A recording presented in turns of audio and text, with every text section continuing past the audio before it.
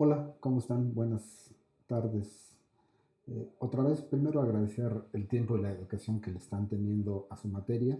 Tengo que reconocer que el ejercicio que practicamos en el foro resultó bastante ilustrativo y como se los comenté casi al final, reconozco la manera profesional en la que se han estado adaptando a esta nueva manera de trabajar que, bueno, pues reiterando un poco lo que les comentaba en la última sesión que pudimos intercambiar este ejercicio de video, bueno, pues la escuela nos cambió de repente y por lo que parece, pues va a dejar eh, huellas muy importantes este proceso de innovación y seguramente a partir de ahora estaremos viendo a la escuela desde una diferente perspectiva. Antes de entrar en materia, me gustaría compartir con ustedes algunas reflexiones que justamente en tenor de esto que está pasando, acaba incidiendo sobre nuestra materia. Perdón por el aparato, pero es que es indispensable para tener buena calidad de audio.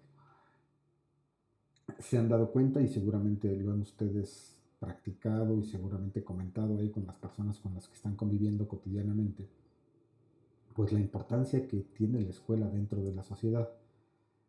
Hoy que los niños, bueno, que todos los estudiantes en general, desde luego la mayoría niños menores, se encuentran en casa, han metido unas complicaciones enormes a los padres de familia, padres y madres, para ser más incluyentes.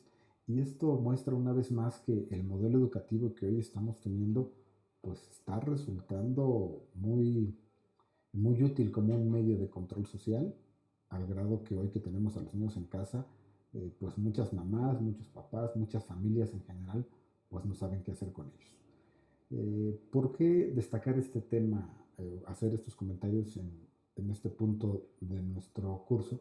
Pues porque creo que lo que estamos enseñando en la escuela tiene mucho que ver con lo que hoy, con la realidad que hoy está pasando y mucho va a tener que modificarse. Se han dado cuenta que incluso a ustedes, a nosotros como docentes, nos ha estado costando muchísimo trabajo el poder implementar estos nuevos ejercicios, lo que habla de que nuestra formación profesional, curricular, incluso nuestra práctica docente, pues no está habituada a estos nuevos modelos tecnológicos que demandan romper el paradigma. Alguien de ustedes, compañeras, decía que lo que era necesario era cambiar el paradigma que priva hoy en la educación para poder pasar a un siguiente paso. Bueno, pues esto es justamente lo que estamos viendo. Un rompimiento abrupto, inesperado del paradigma de educarnos, en el que tendríamos que vernos todos los días cara a cara para poder convivir y para poder decir que aprendemos. Hoy no está. Hoy la tecnología nos facilita estas posibilidades, sin embargo nos aleja de una convivencia a la que estamos tan acostumbrados y destaco aquí dos cosas antes de entrar en materia. En primer lugar, la importancia de los docentes en todos los niveles en la sociedad. Si alguien de ustedes, cuando habíamos comentado sobre todo el tema de la remuneración económica que acaba trayendo ser especialista en educación, que no es precisamente la más generosa, si se preguntaban qué tan importantes son los maestros o por qué están tan mal pagados, bueno, pues recuerden el video que compartimos en sesiones anteriores sobre la educación en Japón. Bueno, pues hoy los maestros tienen que ser mucho mejor valorados porque cumplen con una función social, más allá estrictamente de lo político educativo, son contenedores de las energías de nuestros alumnos, de nuestros hijos, de nuestros menores durante mucho tiempo. Y hoy que las familias se desprenden, se obligan a desprenderse del ejercicio escolar, creo que el trabajo de los docentes tendrá que ser mucho mejor evaluado y mucho mejor valorado desde la perspectiva social. Y la segunda situación, bueno, pues que tenemos que prevenirnos porque yo estoy seguro que al igual que esta situación estaremos en los siguientes años enfrentando un par de situaciones como estas, quizás algunas de mayor gravedad. Hoy lo que nos tiene resguardados en nuestras oficinas, en nuestros hogares, pues es un virus, algo que una posibilidad de contagio latente al estar en la convivencia cotidiana con otras personas, pero seguramente en los próximos años veremos otro tipo de contingencias que igualmente nos obliguen a resguardar y eso nos va a obligar también a cambiar este paradigma y a pensar qué es lo que estamos incluyendo en nuestros diseños curriculares que les permita a los estudiantes de hoy, ya no a los del mañana, ya no a nuestros hijos, ya no a los maestros del futuro, no, a los estudiantes y docentes de hoy, qué es lo que tenemos que incluir en sus currículums para que sean capaces de sortear adversidades y vicisitudes como esta que hoy estamos viviendo.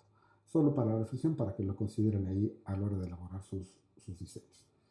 Entrando un poco en materia y tratando de responder las preguntas que en el foro fueron expresadas, la más natural era cuántas materias y cómo determino cuáles son las materias que debo incluir dentro del diseño curricular. Para quien tiene el tema del idioma inglés, bueno, creo que eso está más que definido. Reitero con la referencia del marco común de referencia europeo para la enseñanza de las lenguas, que seguramente ya conocen y han estado trabajando. Eso es muy importante porque ahí viene la distribución cuánto de speaking, cuánto de reading, cuánto de listening, cuánto de writing, y eso ya está distribuido. Pero finalmente ese es ejercicio meramente académico. En lo general, ¿cómo se habla de esto? Bueno, pues hay varias vertientes y al igual que en esto no hay una receta de cocina integrada para desarrollar un modelo curricular, pero les pongo las líneas generales. Hablamos de 3 tipos de contenidos que deben incluirse en la formación, sobre todo en la educación superior. Aquellas disciplinas básicas, es decir, las que son el tronco de la formación de la persona, ya desglosamos un poco, aquellas que son especializadas, es decir, que hablan de una disciplina especializada de la materia, de algo concreto en lo que estoy trabajando, y algunas otras que son de formación complementaria o de tipo institucional. ¿Cuál es la carga que se tiene que hacer sobre esto? Bueno, hablamos de entre el 30 y el 40% para las ciencias básicas, un 30% para las específicas o las especializadas y el restante para las materias complementarias. Voy a poner un ejemplo tomando algunos de los modelos que ustedes están desarrollando. Para quien está proponiendo el desarrollo de tecnología aplicada a la docencia o a la gestión educativa o a los nuevos modelos educativos. Es muy importante entender que si revisan ustedes la competencia profesional que han planteado de su egresado, eso nos da la pauta para poder ver cuántas y cuáles son las materias. Sin recordarlas ni tenerlas a la vista, las competencias que ustedes están proponiendo para ese perfil, hablamos de que será un profesionista capaz de implementar o desarrollar instrumentos multimedia o instrumentos tecnológicos para poder reforzar la práctica educativa de los docentes en el nivel superior, medio superior o el nivel básico o en todos los niveles educativos. ¿Recuerdan ustedes el concepto de la competencia? Un verbo, una condición y un estándar que cumplir.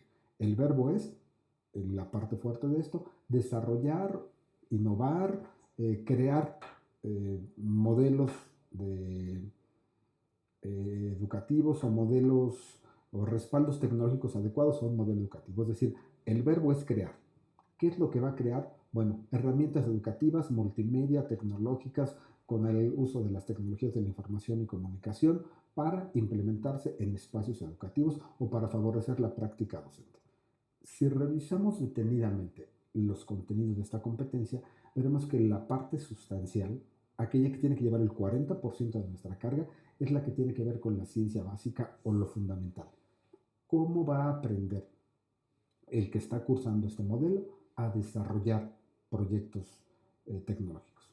Es evidente que requiere una carga muy importante de ciencias de la ingeniería o al menos de ciencias de la informática. Es decir, esa parte, si lo que esperamos es que nuestro profesionista sea capaz de crear contenidos o capaz de crear herramientas basadas en tecnologías de la información, eso lleva el 40% de la carga. La siguiente parte de nuestra competencia, recuerden, es la condición, es decir, para ser aplicados en contextos educativos o desarrollar herramientas tecnológicas para ser implementadas en contextos educativos. El otro 30% se complementa con esta parte de la competencia, es decir, ¿qué tiene que saber de modelos educativos? ¿Cómo son? ¿Cuáles son los estilos de aprendizaje? ¿Cuáles son los modelos que se implementan en México? ¿Cuáles serían los ideales de las competencias que se pretende lograr o desarrollar a partir de la implementación o del uso de nuevas tecnologías? Es decir, la carga tendría que ser un 40% en lo básico, un 30% en el restante, es decir, en aquello que complementa la parte de la competencia, y el otro 30% tendría que ser, si estamos hablando de competencias profesionales, una suerte de integración de todo lo anterior y una parte institucional. Recuerden que en nuestros primeros ejercicios pusimos algunos ejemplos como algunas escuelas que tienen el modelo de emprendedurismo muy arraigado. Después de ese 40 y 30%, si hay un 20% o un 30% que sobra dentro de la distribución de tiempo, bueno, vamos a encontrar que hay escuelas que institucionalmente obligan a que sus alumnos lleven taller de desarrollo de negocios y lo llevan desde el primer ciclo y hasta el último. Bueno, ¿qué quiere decir? Que eso se complementa con el 20%. Nunca la parte institucional complementaria puede llevar una carga horaria mayor o una mayor distribución de tiempo en nuestro recuadro de materias curriculares mayor a las ciencias básicas. Es decir, vamos a entender que se integra una parte mayor, una parte menor y una parte complementaria. 40, 30, 30 o 40, 40, 20, esa sería una distribución adecuada. ¿Por qué es relevante esta distribución? Porque deben recordar que al momento que ustedes redactaron su competencia y hicieron un esbozo, una suerte de listado empírico de materias, una de las condiciones que yo les obligaba a que se preguntaran es cómo abona esta materia al cumplimiento de la competencia, si es que es una sola o a cualquiera de las dos competencias. Vamos a poner una materia tomando el ejemplo que ustedes, el diseño que están ustedes proponiendo de herramientas de tecnología. Vamos a empezar con una materia indispensable, sería desarrollo de programación o programación de equipos multimedia. ¿Por qué es importante? Porque son indispensables para desarrollar proyectos educativos. Es decir, alguien que no domine la tecnología difícilmente va a poder desarrollar una herramienta informática. Entonces, quizá el 40% tenga que enfocarse en que tenga que desarrollar este intercambio con la utilidad de las herramientas informáticas. Tendrá que conocer programación, tendrá que conocer el software existente, tendrá que conocer diferentes herramientas de hardware que puedan ser utilizadas. Es decir, quizá en eso nos llevamos el 40% y un 30% en la parte del contexto educativo. Es decir, cómo esa tecnología es aplicable dentro del aula. Hoy lo estamos revisando y seguramente muchos de sus compañeros lo estarán también padeciendo en la licenciatura. Una parte importante tiene que ser el uso de plataformas de administración del aprendizaje para este perfil que estamos utilizando como ejemplo. Tendrá que conocer en qué consiste la plataforma de Zoom, en qué consiste Microsoft Teams, me parece que se llama la herramienta, en qué consiste Google Classroom. Es decir, quizá tenga que dominar algunas de esas herramientas para poder, conociendo su funcionamiento, integrarlas posteriormente a un modelo. Y una parte final de esta formación, digamos la parte complementaria, tendría que ceñirse a algo de corte institucional o de corte complementario, es decir, cómo saber qué diferencia existe entre la educación superior y la educación básica para el uso de tecnología. Bueno, pues es muy probable que en la educación superior existan este tipo de herramientas informáticas, no así en la educación básica. Bueno, pues quizá una materia tendrá que estar enfocada, o un par de materias, en hacer énfasis en cuáles son las condiciones del sistema educativo nacional para saber en qué parte podrá trabajar mejor estos proyectos, cuáles son los contextos, algo que pueda ser complementario. Quizá el desarrollo humano. Recuerden que durante el desarrollo de las sesiones hicimos algunos comentarios que tenían que ver con la formación de las personas más allá de la formación de los profesionistas. Esa parte se complementa con ese 20%. Para ir cerrando, recuerden que entre ese 40, 40, 20 o 40, 30, 30, tendrían ustedes que distribuir actitudes, conocimientos, habilidades y valores. Es decir, habrá conocimientos que requieran mucha carga académica y otros que requieran un poco menos. Con este ejercicio traten de plasmarlo en sus diseños y estoy atento de sus dudas. Si tienen dudas en lo particular, alguien me preguntaba si podían enviarme el correo por WhatsApp, su avance. Prefería que fuera por correo para dejar mayor evidencia y a la brevedad trato de contestarles. Cualquier duda, cualquier comentario, ya saben que como siempre estamos a la orden y háganme el favor de revisar este video y recuerden su tarea, su pantalla con la pregunta de si pensarían o si sería viable que alguien estudiara lo que ustedes están proponiendo. ¿Vale? Que tengan muy buena tarde. Muchas gracias.